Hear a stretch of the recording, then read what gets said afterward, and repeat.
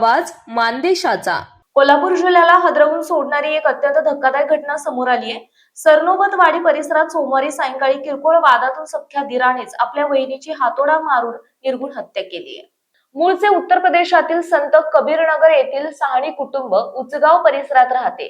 धर्मेंद्र कुमार साहनी हे फरशी फिटिंगचे काम करतात। त्यांचा भाऊ आरोपी दीर श्रीमंधर साहनी हा सरनोबतवाडी येथे भाड्याने राहतो।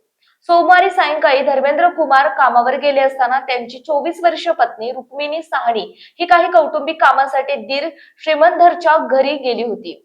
तिथे दीर आणि बहिणीमध्ये काही कारणावरून किरकोळ वाद झाला। या वादाचे रूपांतर रागात झाले आणि संतापलेल्या श्रीमंधरने घराच्या दारातच रुक्मिणीच्या डोक्यात हातोड्याने जीवघेणा वार केला। रक्ताच्या थारोळ्यात पडलेल्या रुक्मिणीला उपचारासाठी CPR रुग्णालयात नेण्यात आलं, पण तत्पूर्वी डॉक्टरांनी तिला मृत घोषित केले। घटनेनंतर आरोपी दीर श्रीमंधर तिथून फरार झाला असून गांधीनगर पोलीस ठाण्यात त्याच्यावर गुन्हा दाखल करण्यात आला। पोलीस सध्या त्याचा शोध घेत आहेत। रागाच्या भरात घडलेल्या या भयंकर प्रकारामुळे संपूर्ण कोल्हापूर शहरात हळहळ व्यक्त केली जात आहे। आपल्या जिल्ह्यातील तालुक्यातील लेटेस्ट बातम्या पाहण्यासाठी आजच मान चौफेर न्यूज चॅनलला YouTube वर सबस्क्राईब करा आणि बेल आयकॉन प्रेस करा।